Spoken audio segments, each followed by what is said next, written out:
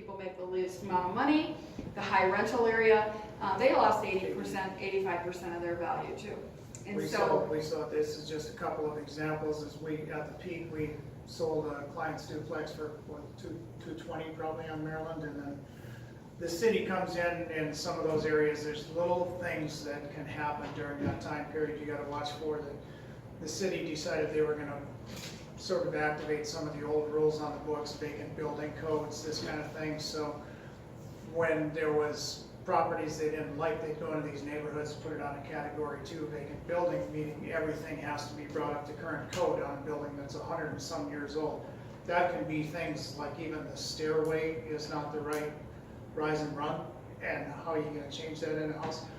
That duplex later resold for about $9,000. Yeah. So I mean, that's extreme examples, but it was happening. Yeah. So depending on the market that you're in. So what happened after 9/11 is I started getting restless. I'm like, boy, everybody else is getting on the bandwagon now, and now they're about, I didn't know how much they were going to push the pricing. I wasn't comfortable at the 2001 pricing, but what happened after that, the government didn't want us to go into a decline, so they started giving incentives, and they started putting some pressure on the banks to give loans to people who normally don't buy houses. And so consequently, one of the things, how I like to explain it is, generally there's 3 things you need to get a loan: credit, a job, and some cash, right? And so after 9/11, over the next couple of years, it started accelerating. There started to be these new programs where people without a job could buy a house. Interest only. People without credit could buy a house, and people without any cash could buy a house. So you only needed 2 of the 3 things. And so when that happens, it didn't go on for 1 year. It went on for like 5 or 6 years. And so anybody, all the guys who don't have jobs, I just bought a house. So all their friends who don't have jobs said, well, I'm going to buy a house then. And I'm going to buy a house. So they all went in, but for 5 years, that's a big acceleration of the number of people. The same thing with people with bad credit.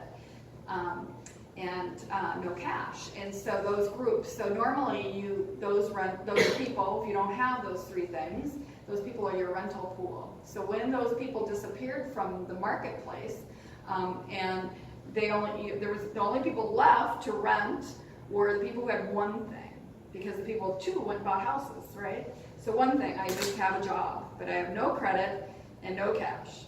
My credit's bad, So those weren't, where we were at, those were not fun people to rent to. It was easier to leave your house vacant, except for like St. Paul was so great about slamming a blue notice on your house, because if it was empty, then you had to bring it up to code, and then the blue notice gave all the bad people in the neighborhood the idea that there's copper in there to go steal, so then they would break in your house because of the blue notice. So it was like this horrible thing going on. the city thought they were helping, and they really drove the prices down another 30%. Yeah, in our opinion. In our opinion, in that area. It was just kind of meddling and things like that going on. So our government helped us. So the other thing our government did in the beginning, in this time period is, in about 2008, I think, is when the $8,000 tax credit came about. And so they said, well, we're going to help people who haven't bought yet, you know. But you have to have 3 things again. So those people would have been our children at that time period. That was our kids. And so our kids were able to go buy a house, and they got an $8,000 check after buying a house, depending on the price of the house. I forgot about that. And so that was the year I did 230 some transactions. They only did it for 1 year. And so what happened is we were at the top of the market. It helped, so we went up a little, but they didn't continue it. So we had not corrected for the super surge of the 5 really great years when things went up an extra 30-40% in our marketplace in Southwest Florida, different places. So what happened during our down, because of, if cycles are natural, but if we meddle with them, it can make things take longer. So if we meddle, it might make a good time take longer. If we meddle, you still are gonna what's gonna go up comes down. And if you made it be bigger, it's gonna come down harder and longer, and that's how we ended up creating this big bad thing that happens. So, but back in 2001, I digressed, I was uncomfortable, so I found a group, it's called Real Source, And they online said, well, you know, not every market's the same. I said, really? And so they said, well, what are your goals? I'm like, I like you already. What are your goals? And I said, cash flow per month. Because if my goal was flipping property, they would have told me other. So I paid them money, and they took us to different cities, and at that time we picked Biloxi, Mississippi. And we invested, and we went to buy for cash flow because it was going to be long and steady, you know, although, you know, the downturn was going to take anybody up. So then that's where I learned this concept. And so what you want to know about market timing is it's cyclical. What, you know, the downturn is going to happen. How long? It just depends. And catastrophic events can affect it. Economic conditions can affect it. But every marketplace can be different. Because it was a great correction for real estate nationwide, we all were in close to the same place at the same time. However, for example, Michigan, when we were all surging, Michigan was going down. They started early. They started a couple of years earlier than everybody else because the jobs, the car, you know, so things like that can affect. So we shouldn't see a correction again in our lifetime like that, and we should be able to find markets that are in different places and for different reasons are surging or not surging or whatever. So you want to, so that's part of what Jason and I are on a road trip now. We're figuring out some markets, and we're going to do some more research over time. And so when you are on, if you cut this in half, when you're on this side of the transaction or time period for expansion, over where the decline is, you are in a buyer's market. And when you're on the other side, you're in a seller's market. Investment strategies work differently depending on which side of the market you're in. And depending on where you think you are in this time cycle, will dictate what type of investment maybe you should buy. The ultimate best time for any investor to get into the market is at the beginning of the absorption phase. Sometimes, though, we don't know we're there. The problem is when we begin absorption, like back in the 90s when I dumb lucked into it, and I stood there and I started investing, and my friends were like, what is she doing? She's stupid. And what was, a couple of years later, I looked smart. I dumb lucked into that, right? And so it took them a few more, 3 to 5 years, and they're like, oh yeah, this is a good time to invest, right? So you don't always know where you're at. But the critical point as a realtor, if you're going to determine that for your clients, is looking at a 6-month run on your numbers, and there's ways to get this from your MLS. You watch how many things are getting listed and how many things penned. And so if you're selling more than is staying on the market, then you have a decreasing inventory of homes, right? When you get to the bottom here, if all of a sudden there's more things staying on the market, then you cross that line. If it happens for 6 months, if there's not one specific, like a 9/11 or something that makes it go for a longer period of time. So the beginning of a decline is things. So it was January 1st of 2006, I looked at my first client, and I don't know how I knew it. I said, I can't get you that price anymore, Kevin. I said, this triplex is $235,000. I can never get you that price. That's what you need to get out of it. I said, we got to short sale it. He says, what's a short sale? I said, I don't know. I haven't done one for a long time, but that means I go to the bank and I ask them, I get an offer and see if they'll take less. So he said, okay. So we listed the property, and I got an offer for $219 from an appraiser. All right? And I'm thinking, are you stupid? And, but you have to think about it. The appraiser, I knew January 1st of 2006 because I knew what happened in our market at that, and here too, gas prices had really escalated, right? And so I knew that your everyday Joe who goes to work every day, puts food on his table, the prices had really, I don't know, like $1 a gallon or something. They were really high. They really changed. And I knew that they were going to get into trouble with those new mortgages that I was already uncomfortable with because of they had to make a choice. They had to go to work, and they had to pay their house payment and put food on the table. So there's only so much money, and those guys aren't saving any money. What's going to go? Mortgage payment. And so when gas prices, so I knew it was coming, And that was my first indication by having the temperature mark. Nobody wrote about it. We didn't see anything in writing until what, 2007 or 8? So Yeah, if they you, can't really write about it until it's been going on and they figure it out and they look back and have statistics. Then that's right, Jason. Then it's already been going That's on. right. So if you're reading about something or something's a great market and it's in the newspaper, you're too late. It already happened, right? So you want to know way ahead of time so you have time to react on this thing. So that's what we did. So that appraiser made an offer. I said, okay, I'll go to the bank. I went to his bank and I said, hey, I got you a great offer, $219. They were only giving me the whole like $15,000. The bank says, up yours. No, we aren't doing that. Are you kidding me? Now, why would a bank say no? Because we're at this juncture here. So in the past, the last 10 years, the bank hasn't had any foreclosures, right? Because during this period, if somebody got in trouble with their mortgage, they lost their job, what do? They put their house on the market and they sold it because it was always worth more money.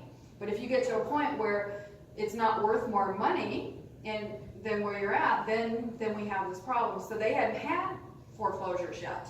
And so the other thing was, after we ended up in this downturn, it took the banks, so the loan origination department was still doing loans, and then the foreclosure department was just starting to get these late payments. They didn't start telling those guys over there for like a year or two that because it was just starting to happen. So people were still buying at high prices to be upside down later till they figured the market out, because they weren't learning what you're learning today, right? And their realtor wasn't in tune. And so eventually the bank says it's foreclosed. I've got it property now. Then it's in their real estate owned or REO department. So then when they start getting a bunch of those REOs, the bank officials say, whoa, you guys got to quit doing those loans now. We're tightening up. We're not doing those 2 things anymore. They need 3 things again. And so that's how lending got more strict again, because of the statistics that happened. So this appraiser, what's an appraiser do? And this is important for you to, this will help you with your clients. An appraiser only looks at the past 3 months, right? So there were still sales going on because this was really early, right? So this appraiser thinks he's got a great deal at $219 and says, I'm gonna buy this property. And the bank, thank goodness for him, said no. And later on, so then I told Kevin, I said, listen, I can't do this if the bank doesn't know short sales. They don't even know how to do them because it's been too long. They don't even have a short sale department yet. They don't know what's coming. And so we let it go into foreclosure. So it got foreclosed, and eventually the bank sold it for $19,000. $19,000. Yeah. So it's interesting. All right. So that's a buyer's market, seller's market. The best time to invest is the beginning. The time to get out for an investor is at the top of absorption, because you don't know when you're going to turn on a dime. However, if you're smart, like when we started seeing it turn on a dime, we had a lot of rental properties. We had diversified because in 2001 we went to other markets. So we were in Montana, we were in Wisconsin, we were in Biloxi, we were in Florida at the time. We started calling our realtors. Called Montana. We said, John Allen, this house on the Yellowstone, you don't know what's coming, because Bozeman realtors,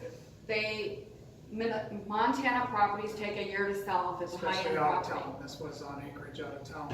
Yeah, it takes a year to sell. So if it's an average market time is a year, only at the end of a year you're going to figure out that it's taking longer, right? So I said, you don't know what's coming. We don't have time. What's my house worth? She says, $1.2 million. I said, listen, no, I want it sold in 30 days. She said, well, the average market time's a year. I said, everything will sell. It's all about price. I want a price that's going to sell it in 30 days. You don't know what's coming. And she said $899. I said, okay. I think we only had 4. We had bought it for $420. So we still had money. Yeah. We're still like money. Go. But I knew something really bad was happening. And so she gets an offer for, and we end up they're squabbling about a retaining wall, and we get $834. Later on I asked her, I said, how low would it have went? She says $650. So we were right. We call our realtor in Florida. We said, listen, I want those vacation rentals on the market. I want offers in 30 days. I want you to price it at this. He says, you're gonna affect our whole market and bring the prices down. I said, no, you don't understand what's coming. Do it. So we had bought one for $240 and we put it on for $599. Crazy. He thought that was cheap. Got an offer for $550. I said yes. And the buyer couldn't close, so they kept extending it. So I kept extending it. I still got an offer for $5. They still don't know what's going on down there. This is pretty early. This is pretty early. My point is you have time. So after 9 months, they come back and they're ready to close. They said, but we can't pay $550 for it now. We can only pay $500. I said, okay. I didn't even ask him because I knew what was still coming. You know, I was that confident, and I'm sure that realtor thought, well, that was easy to ask somebody for a $50,000 price reduction after they're on the purchase agreement. You just waited 9 months. I don't care, do it. So anyway, so if you have this knowledge, you can make good decisions and you can get out and move money. Now, when people wait and they see what's going on TV, they're too late to the party. Then they get into desperate mode. And so the reason it was so long and bad was because there were so many years of good. They had to counteract all those good years and come back. The other thing is during the decline, as you go down in it, less financing available, cash is king. Wholesaling is great over in the decline sometimes, or flipping properties can be better, or if people are so if it's a buyer's market, it's easier to get a lower price out of an owner than when it's a seller's market, right? So there would be owners here that were in a buyer's market that were scared. And then it's easier to get. When you're in a seller's market, the sellers are more in control. So that's why in today's market, we're in a seller's market.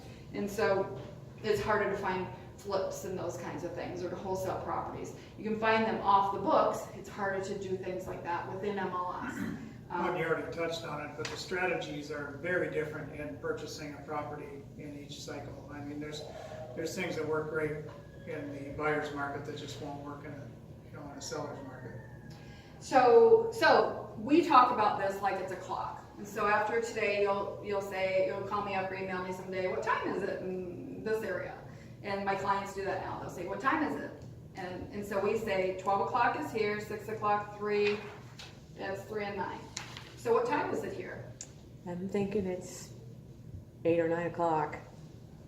8 or I 9 think it's o'clock? about to turn. I really do it's starting to turn because it seems like I keep noticing it. No, I keep seeing people every day like lowering prices a lot of times. East Nashville. So they're In different. certain areas, it's like they're starting to lower and lower and lower. They're different markets here. So the ones like this market here, you can't get enough of it. Buyers can't get enough of Donaldson. It's like the new East Nashville. East Nashville is now kind of going flat. They're sitting on the market, and there's like 2.5 months of inventory there. So 3.5 months of inventory over there. So you have a house that you think is a $700,000 house, you got to reduce it, and now you're reducing it, and that's what's happening over there. Mm-hmm. And yeah, I mean there are some areas that aren't changing at all. Like this one's getting better, and then Green Hills is still doing well. But that was the most trendy area that went through the roof. And they say that there are 90 people coming to Nashville every single day. It's crazy. Do you think that the prices are bumping up against new construction competitively, or because I know you said you have a lot of new construction? There's a lot of new construction. Before the market turned, it was fraught with new construction, and they were selling out the resales. And I think, and then the builders went bankrupt. A lot of them did, and now you've got a lot of private builders building in the urban core. Okay. And so those guys will be in and out.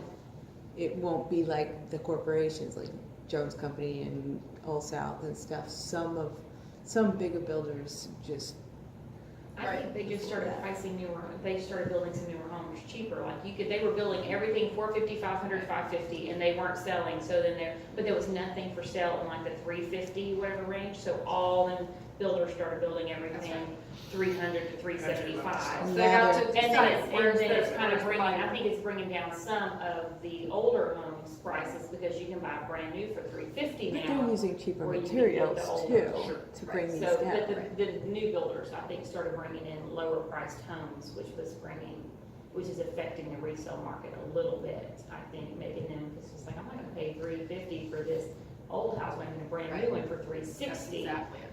So a lot of these new people don't know the difference between like Lockland Springs, historic, and feel the better parts of East Nashville. Now they're building along the outskirts and they're building cheaper homes. Yeah. And a lot of new people don't know the value of the more desirable areas, which the desirability is now going down because they're buying more in the outskirts. Okay. Yeah, and it's normal in a city, in a bigger city, and Nashville's a big city.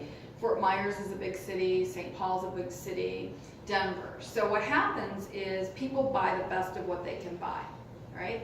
And so when you're in a normal, healthy market, and so anytime we're at 6 months inventory or less, we're probably on the seller's side. If all of a sudden, boom, you start seeing that that absorption time period where it takes, she just said it's 2.5 months, and it takes over 6 months, look out, because then you're going to have more severe price reductions.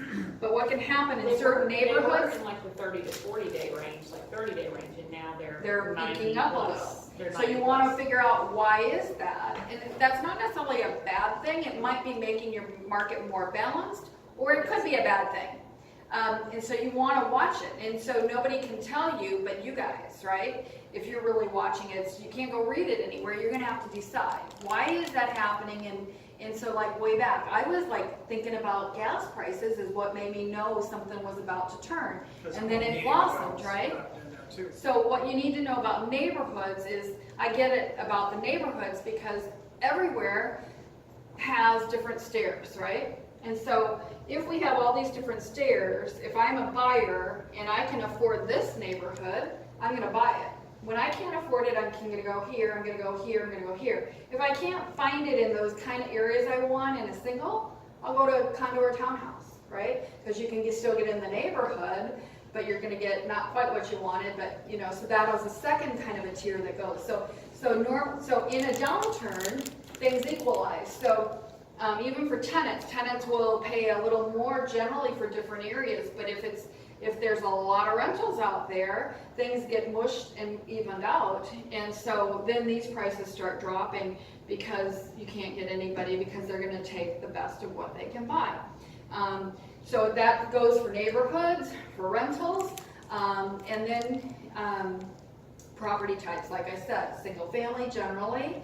If you can't afford a single family, maybe we'll do a condo or townhouse. You still can't do it, you're going to buy a duplex. You can't do that, you're going to rent an apartment, and so people do different things based on what they can afford, and so the cycle affects that, right? And so new construction generally doesn't take off until things are healthier. So like in our market, ours went way up in 2004, 5, and 6. They built all this new construction. We flew to town in those days. We were going to sell everything. We bought 3 more. We should have got out then. The realtors back in Florida those days said, oh, this is never going to end. So I sold the rest of Minnesota out because I knew Minnesota was going to end. I listened to them, and everything fell. So then it fell down, and I'm almost losing where I was going with this one. But and so Stair-step neighborhood areas and how things level out. right. So then no, I still lost it. I lost the whole train of that example. But anyway, then when they heal again, so when it all went down, new construction shut down, like she said. Everybody, all the old builders lost their jobs and all that. Now we started really low in pricing. So people, like you said, Stephanie, you're right on. People, they're going to buy existing if they can. Could you build existing new at that price? No. So the pricing all went up, and we had big gains until we got to a point where new construction could start to be built. And like you, they started building these expensive things, right? Down in Naples, whatever. Then the production builders who want to do a lot of units, and this is typical, they analyze the market. And who is it that doesn't have a place? It's the people who don't have less money. They want to live a little more, less inexpensively. And so that's why they decide that, and they bring in these entry-level homes. And they put them up wherever they can. And so right now in our market's not going up in value a lot because those entry-level homes, they're sticking them in. We have a lot of land in a certain city to develop in, and until they raise their prices, then our prices will go up, but that's normal. So I would say, like where we're at in Florida is a normal market now, because you think about it, you want new construction or you want single family, or apples and apples, right? You want existing. I'll take new construction. So until they raise their price, then that gives us something to go like this with. It's just the name of the game. And so if you look at real estate, I've been at 30 years. I have friends who do a lot of new construction. I've always done lots of existing. I didn't care for new construction. My mom did it a lot, but there's years where new construction is really, really great, and then existing is always happening in a big city regardless. There's always units to be done. So it kind of depends. If you live out in the burbs where a lot of new construction is, that might be a really good thing, but at some point it might shut off. So any questions about market timing? So back to your thing, I don't know what time it is here. I think it's kind of like normalizing a little bit, but just kind of bringing some of the heights that everybody's trying to keep pressing. I think they're just trying to bring them back to a little bit more reality. With their What we market. saw, we did Denver and Fort Collins, and their average list to sale price was 100%, 100.1. And their average days on the market, I mean, everything, they only had a month or two of inventory. And so they were actually, we decided they are actually in the expansion market. They went up, they're in the expansion market, and the prices are really expensive, the rents are expensive. There's some building going on farther out. And so when people can't get it in, they build it out, and that's typical too. Where we're at in Southwest Florida, I'd say we're at 11 o'clock. We've gotten up there, but we actually have more cash flow than other areas do, and affordability. We don't know how long it takes to get over into the decline, but so it kind of depends. We just finished absorbing the old units from the downturn into our marketplace, so we're more balanced than we've been. We still have competition, but not on everything, right? So you're competition on everything? Yeah, I mean, I think so. Okay, depends. Okay, so that's the secret of market timing, but it's important to know where you're at. But you can do deals in any type of the market. Okay, so the next principle to do is something called your principal residence. So a lot of investors, they come to me and they say, I want to do, I want to do blah, blah, blah, blah, blah. And the first thing I do is try and backtrack and say, well, where are you living now? Do you own your house now? Do you have equity in your house now? Is this your end-all place? Because one of the beautiful things we can, as realtors, do with people, back in the old days when my parents and I first got into real estate, the government used to say, well, if you sell your principal residence, as long as you buy a more expensive one, we aren't going to tax you. That rule is not in effect anymore. So you can play two games. You want to be an investor, but you can make money on your principal residence if you sell it every 2 of the last 5 years and pay no tax. So what I try to do is tell people, don't be married to your principal residence, make it an investment, and so be strategic with the house that you buy, and make it so you can live in it. And then, like we're working on right now, it's like, let's get this done, and we'll probably refinance it to get the money back. seed corn back, and then we'll put it on and do a vacation rental with it. In our marketplace, vacation rentals work really well. Or I could sell it and pocket the money and be tax-free, right? Because the IRS isn't going to tax me on anything over there. So that's a really important game for people to play. And if they're going to get involved in investing, it's really important to play that game first, because sometimes it's hard to buy your principal residence if you have these other properties that you're owning and working on and things like that, and you don't have income coming in if that's going on. Or like what you had me do, part of that whole strategic plan to begin with was, okay, you don't own a home yet, and your down payment is a fraction of what it would be as an investor, so go buy a duplex to live in. And then that way you get into the more expensive home, the bigger duplex for the small down payment versus if you already have some properties and then you go to buy a duplex, you're putting down 20%? 25%. 25% now? So, exactly right. She's the numbers person. Right, so what Reddit, that's exactly it. So you could go do a duplex 3.5% down FHA as opposed to paying 25% down as an investor. So Huge difference in being how much strategic cash with flows. that and moving on and maybe creating that, buying the property that's gonna be a good investment property later on.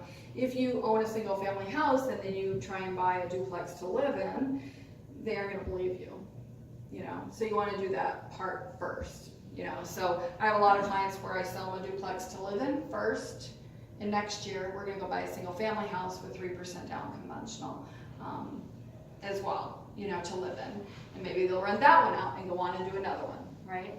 So you have to be, one of the things that realtors are not good at, they tend to just, if they meet a client and your client says you want to do this, this, and this, you say, well, here's my loan officer, go talk to them.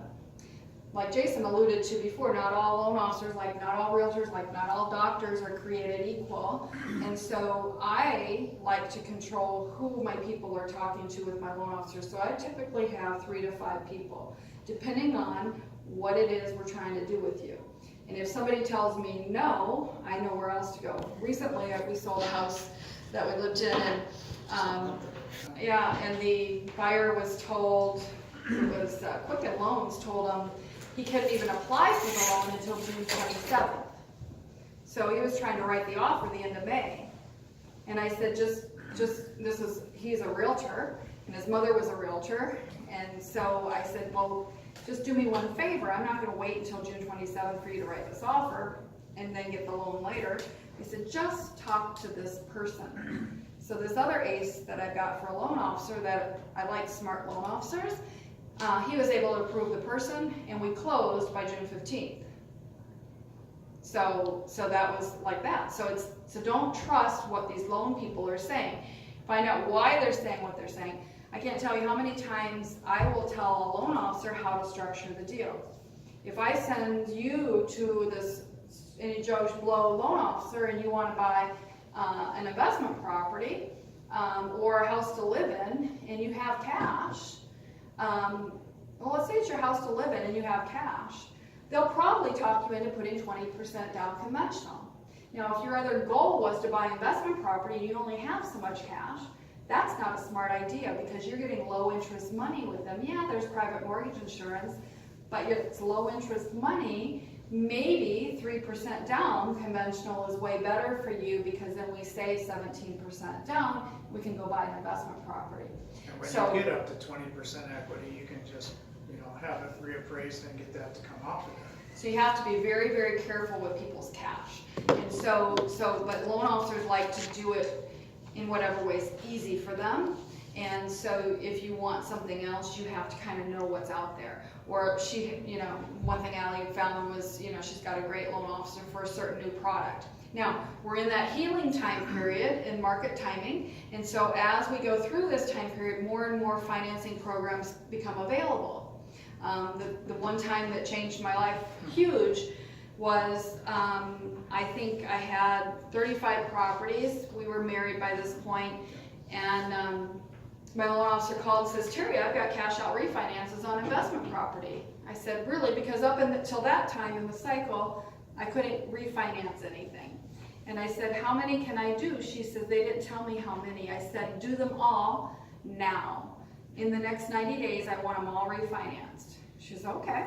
So she got all 35 loans. And I got a wad of $750,000 cash, right? And my payments overall, this is how I knew I should do it, because my payments overall, if I averaged them out, they were going up.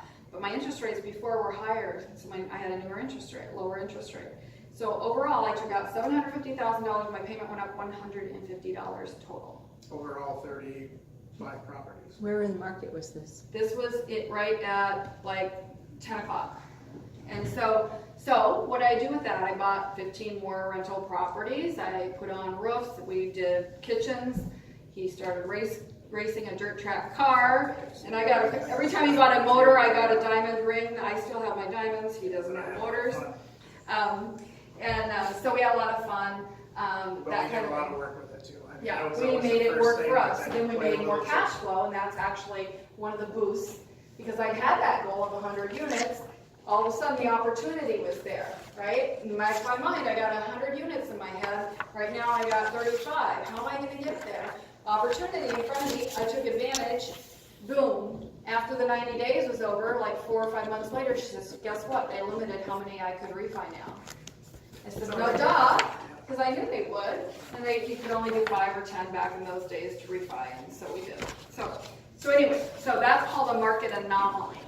And market anomalies are super, super important for you to identify. If there's, so write that down, market anomaly. You want to create a list and always be cognizant. You see something going on, it's an anomaly. It's not always going to be there. It's going to be there for a short period of time. A lot of times you can make money on it, and then you want to get out. It's like video stores, right? It's like, in the middle of a downturn, all the stores that specialize just in tile or one thing, they hurt, right? The people who had everything in their store could spread those costs out. They maybe are still in business. Looks like when we were in Denver recently doing that seminar, we realized that part of what's driving their market, not all of it, but part of it is they legalized marijuana. And it's bringing in a lot of business and a lot of people. Well, it's really a big deal. Yeah, so that is an Lots of anomaly in housing, their lots market of right now. commercial space. So it's something big. It could be, e-cigarettes were for a little while. It could be cash out refinances. It could be, like you said, no doc loans, those kinds of things. You have to interpret what's going on in the market and what goes from there. So if you can identify those things over time, and be aware of them, then you make your move before they write about it 6 months or a year later, right? So you're already into it, So like when we all heard about what is that? Bitcoin, right? But if you'd gotten in on Bitcoin in the beginning, you'd be rich, right? But now we all know about it. Now it's like, I don't know, right? So be aware of anomalies, and they are within real estate and they can be in different neighborhoods. So sometimes, when the market is weaker, I might be able to renovate houses in higher priced areas and find the numbers work. Then now, things that we're buying right now, because our market has healed a lot, I might be buying things in a lower priced neighborhood that's got higher crime and higher rental rates, right? And do I do it? Maybe. Depends on, the goal, if there's room in the numbers and those kinds of things. So sometimes the better money can be made in different kinds of neighborhoods. And I know in the beginning when we did this, we would say, oh, we're never going over to that neighborhood. I don't want to invest in that neighborhood. You need to have a gun when you go to that neighborhood. And now, he was in working on a property I managed, and I was in the front seat of the car doing paperwork, and there's a drug deal going on in the sidewalk in front of me. Anyway, it was okay. I felt safe, but that client made a lot of money. He made 30% in 6 months on the property. Because other people wouldn't do what he was doing, and then other managers wouldn't manage what I was managing. But not saying dirt cheap right there, but then nobody would touch them for a long time. But now they're starting to sell, and when they start selling, they're really jumping in value. Right, because there's room in the numbers.